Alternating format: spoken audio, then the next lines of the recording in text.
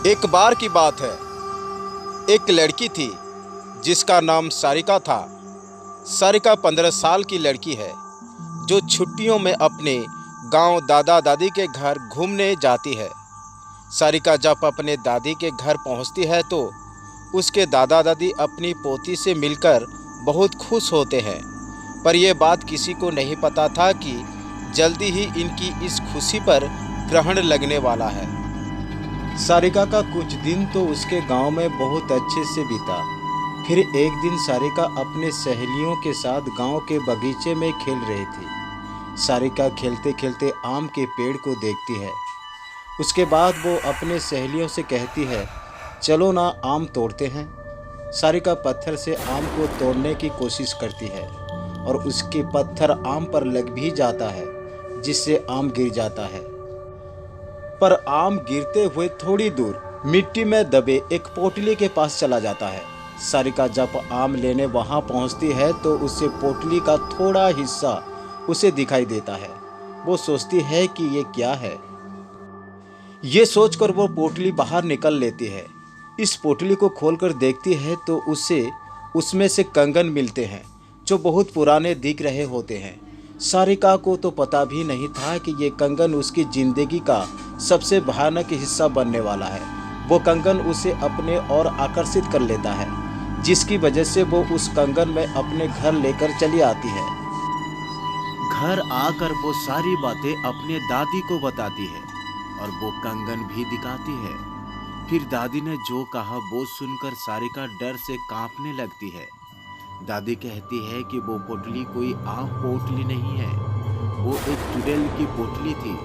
तुमने ये कंगन उस पोटली से निकाल कर उस चुड़ैल को गुस्सा दिला दिया, वो तुम्हारे पास जरूर आएगी।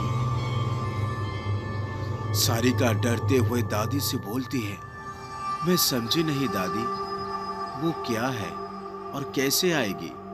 दादी ने बोला, ऐसे ही पोटली में भटकती हुई आत्माओं को कैद करके जमीन में गाड़ा जाता है और तुमने इस पोटली को जमीन से निकाला है और उसका कंगन भी तुम लेकर आ गई हो। तुम इस मनुष्य कंगन के साथ उस चुड़ैल को भी अपने पीछे ले आई हो। ऐसे भटकती हुई गुस्से वाली चुड़ैल अपना बदला लेती है। वो चुड़ैल भी हमसे अपना बदला लेने जरूर आएगी। सारिका इस बात से डरती तो है, पर उसे ज्यादा यकीन नहीं होता। वो जाकर अपने कमरे में सो जाती है।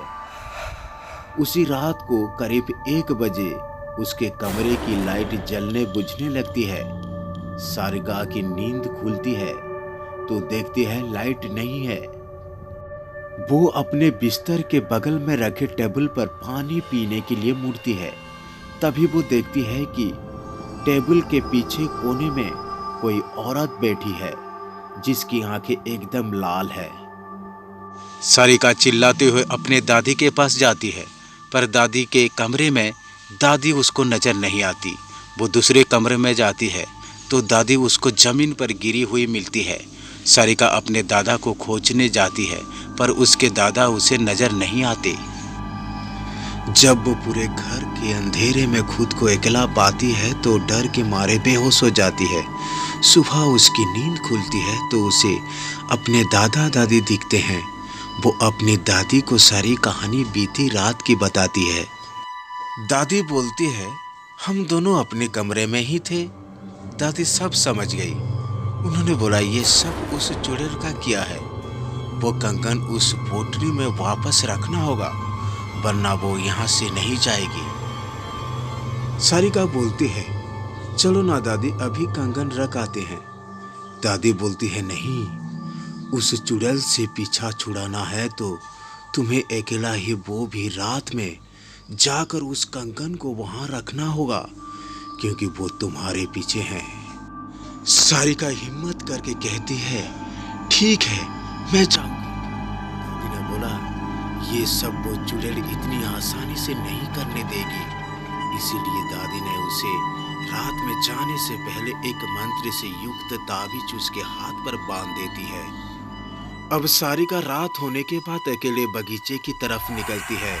थोड़ी देर बाद उसे किसी की रोने की आवाज सुनाई देती है। पर दादी ने कहा था, वो चुड़ैल तुम्हें अपनी तरफ आकर्षित करेगी। तुम उसकी तरफ ध्यान मत देना, वरना वो तुम्हें अपने कब्जे में कर लेगी। एक बार उसने तुम्हें अपने कब्जे में कर लिया तो फिर कोई कुछ नहीं कर पाएगा। वो तुम्हें मार भी सकती है। सारिका इस बात का ध्यान रखते हुए ईयरफोन लगा लेती है और गाना सुनते हुए चलने लगती है। तभी कुछ दूर जाने पर उसका मोबाइल काम करना बंद कर देता है। फिर भी वो चलती रहती है और उस पोटली के पास पहुंच जाती है। तभी उसे महसूस होता है कि पीछे कोई खड़ा है। पर दादी ने कहा था कि उसकी तरफ मत देखना, तो वो नहीं देखती और डर की वजह से वो पसीने से लथपथ हो जाती है। फिर वो हिम्मत करते हुए उस पोटली को खोलकर उसमें कंगन रख देती है और जमीन में गाड़ देती है और आंखें बंद करके बहुत तेजी से वहां से भागती है। सीधे अपने घर आकर ही रुकती है। चुड़ैल से तो उसका पीछा छूट जाता है, पर वो इतना डर जाती है कि दूसरे दिन ही वापस शहर अपने मम्मी पापा के पास चली जाती है। सारिका की जिंदगी का वो खौफनाक हिस्सा जिससे वो आज भी सोचने पर डर जाती है।